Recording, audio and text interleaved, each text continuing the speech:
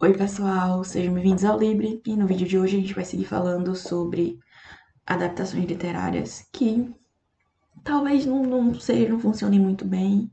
É mais um vídeo para o quadro No Livro Não Tem Isso. E no vídeo passado eu falei sobre um filme que não era fiel, mas que eu também não considerava bom. E no vídeo de hoje a gente vai falar de uma coisa um pouquinho diferente. O nosso vídeo de hoje, então, é sobre Jogador Número 1, Player Number 1. Player Number 1, enfim. E sobre as diferenças e sobre o que é que talvez tenha no livro e que, na verdade, praticamente tudo que tem no livro não tem no filme. Mas, assim, já para algumas definições que eu acabo usando muito quando eu falo que é, às vezes uma adaptação, ela não é fiel, mas não quer dizer que o filme seja ruim. Jogador número 1 para mim é assim. Ele não é fiel, não tem praticamente os livros que a gente costuma, as adaptações que a gente costuma chamar do seguinte: você tem os nomes dos personagens iguais, a premissa é a mesma, mas é como se quando você vai jogar um jogo, a primeira decisão que você toma, ela vai determinar caminhos diferentes. Jogador número 1, o filme é basicamente isso. Você tem os mesmos personagens, adaptados de algumas maneiras um pouquinho diferentes. E no livro você tem que eles seguem esse caminho aqui, e no filme eles vão fazer isso aqui. Vão vir pra cá, pro outro lado, vão seguir umas coisas sinuosas. Mas não é um filme ruim. Como eu disse lá no outro vídeo, eu não sou crítica de cinema, eu não tenho embasamento pra falar disso. Acho que no canal do Super 8 tem um vídeo falando sobre o filme. E aí, se vocês quiserem ver só a resenha do filme, vão lá, que os vídeos do Otávio são maravilhosos. Aqui a gente vai falar então sobre diferenças de adaptação do que tem no livro e o que tem no livro e o que não tem no filme. Basicamente, qual é a premissa então? O que é que faz com que o jogador número 1 ele ande? Nosso mundo, futuro pós-apocalíptico. Não, na verdade, não é um futuro pós-apocalíptico, é um futuro distópico, tem diferença, né? Recursos naturais esgotados, crises climáticas, não tá muito diferente do que a gente tá vivendo, não, né? Tá? Um cara, Halliday, criador de jogos, um empresário da indústria de jogos, ele criou um mundo em realidade virtual em que dá pra tu fazer tudo lá. Estudar, trabalhar. E nesse mundo de realidade virtual, as pessoas também vão. E tudo custa, tá? Tudo. Você pode entrar na sua conta gratuita. Você tem. A conta é gratuita, só que as viagens. Tudo que tu precisar comprar lá, tu tem que pagar com dinheiro de verdade.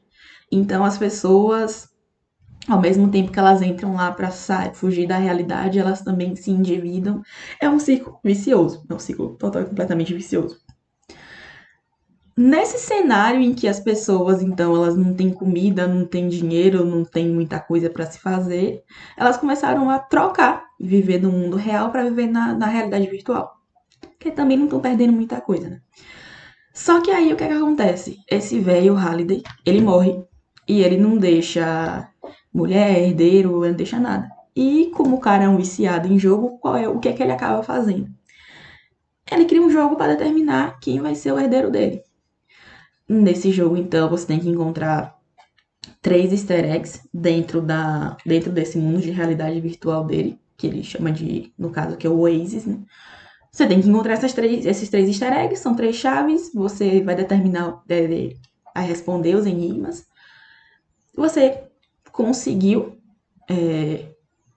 responder tudo, encontrar tudo, assina um contratinho, tudo seu.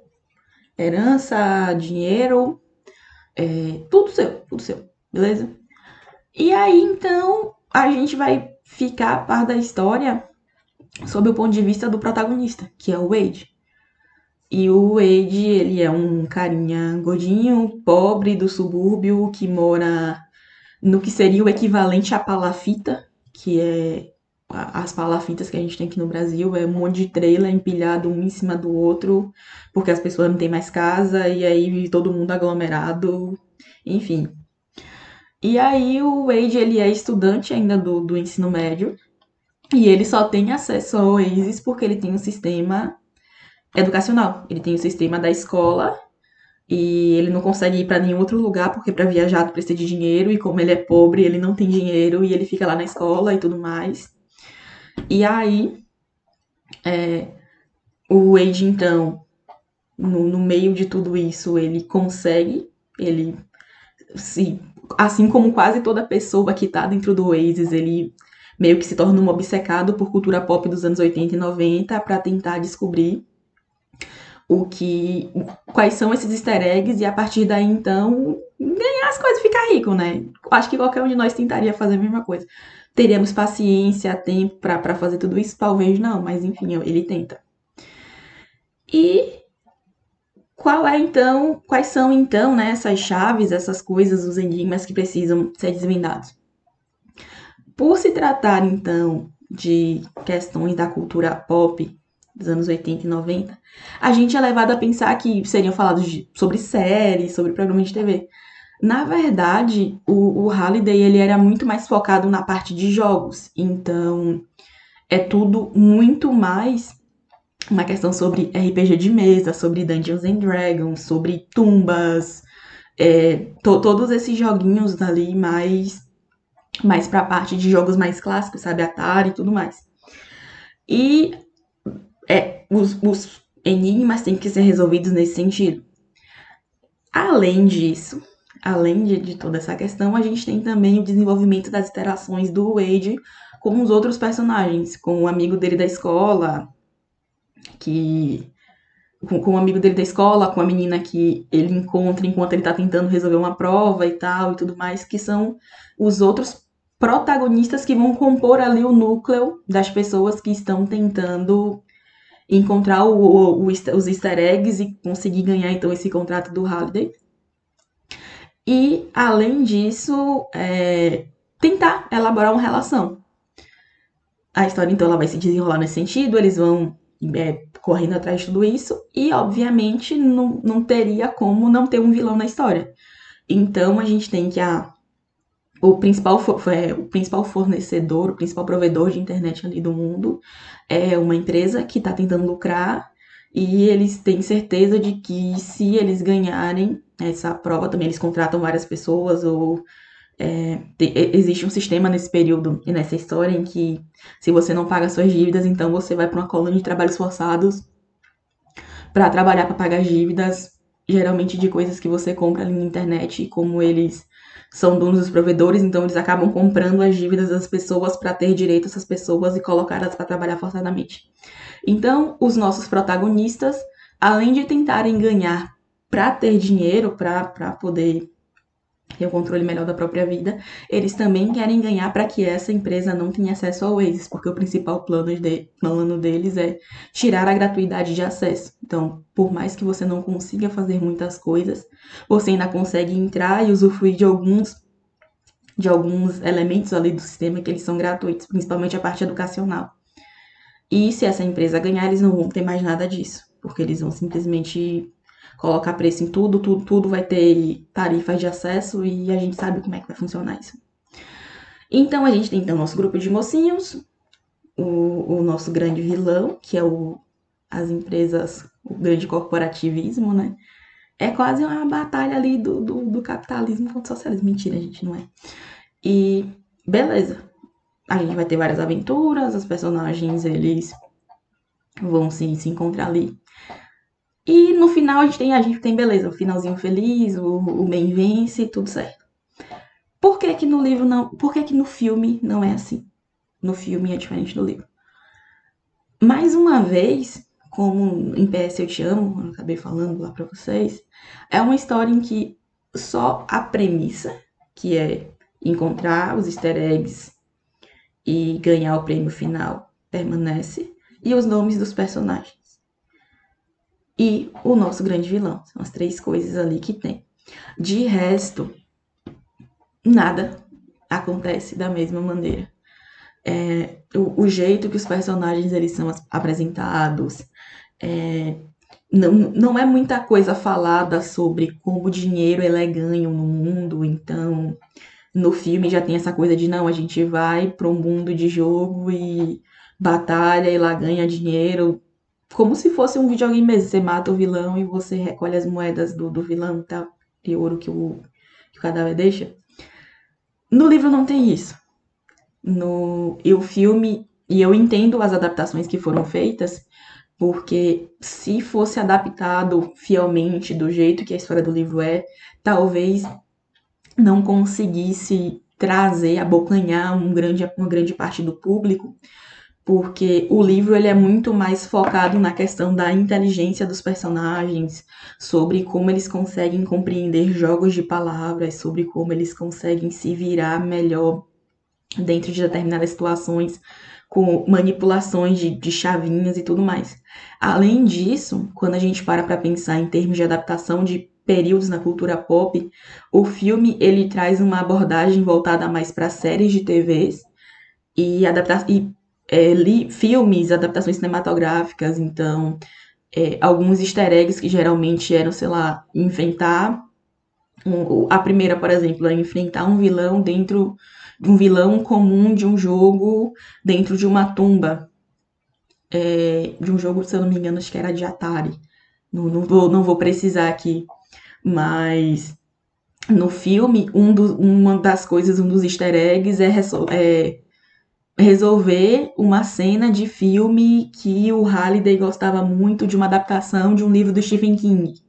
Então, tem essas mudanças que provavelmente muito mais gente vai conhecer uma adaptação de filme de Stephen King do que um jogo que você tem que resolver um mistério dentro de uma casa. Então, do ponto de vista do diretor do cinema, isso funcionou bem. E eu acredito que, pelo sucesso que o filme teve, realmente não comprometeu em termos de críticas e tudo mais. É um filme bom, mas como eu já disse, não é fiel. Uma das principais coisas que. Aqui vem spoiler do filme, para quem não assistiu, e do livro também. Uma das principais diferenças é que no filme a gente tem uma rebelião. A gente tem uma rebelião das pessoas que não querem deixar o mal vencer. No livro não tem isso. No livro é só um monte de gente mesmo que tá lá e que quer ganhar. Além disso, tem um outro grande ponto que é o desenvolvimento de uma amizade ali entre os personagens, que na verdade no livro não tem. Eles realmente estão assim, não, farinha pouca meu pirão primeiro, então beleza, gosto de você, gosto, mas eu quero ganhar o prêmio, eu quero ganhar meu prêmio, eu quero ganhar meu dinheiro, e beleza, show, show pra você, sorte pra nós todos, mas é isso aí. Outra coisa também é a abordagem um pouco mais. Como é que eu posso dizer? O livro, ele é muito. Ele vê as coisas de maneira muito mais cruel, que na verdade condiz muito mais com a realidade. É que se tem uma grande corporação, e essa grande corporação que tem dinheiro, que tem acesso a provedor de internet de todo mundo no mundo, e tem pessoas que estão impedindo eles de conseguir o que eles querem, eles vão dar um fim nessa pessoa. No livro a gente tem isso. No filme, eu acho que talvez por questão de faixa etária, né, de faixa de assistir para liberar as idades ali, eles deixaram o pessoal do mal, né, um pouquinho mais atrapalhado, com uma veia um pouco mais cômica de, ai, não, mas tudo que a gente planeja dá errado, justamente para não dar aquela sensação de perigo, ela não fica muito presente no filme quanto tem no livro. E no livro, assim, realmente pessoas morrem, tá? Até porque. E faz todo sentido, porque é uma corporação que quer dominar o mundo. Boa parte do mundo eles já dominam, então. E outra coisa que pra mim foi uma das maiores incomodações é que. E que não vejo por que não poderia ter no filme. Foi a inteligência do protagonista, do personagem principal, que foi diminuída para que os outros personagens pudessem crescer, para que desse margem a ter desse margem para ter esse conceito de que não tem um levante rebelde, então boa parte do que esse levante rebelde faz, na verdade, é só o protagonista, que é uma pessoa extremamente inteligente, e que tem domínio de um monte de coisa, que faz um monte de manipulação, que eu não vou dar detalhes aqui, para ter acesso à informação, para ter acesso a dados, e é isso. Não vejo porque no filme no filme não foi colocado isso, talvez para não dar essa ideia de protagonista que sabe demais, desse protagonista que consegue resolver tudo sozinho. Talvez tenha sido nesse sentido.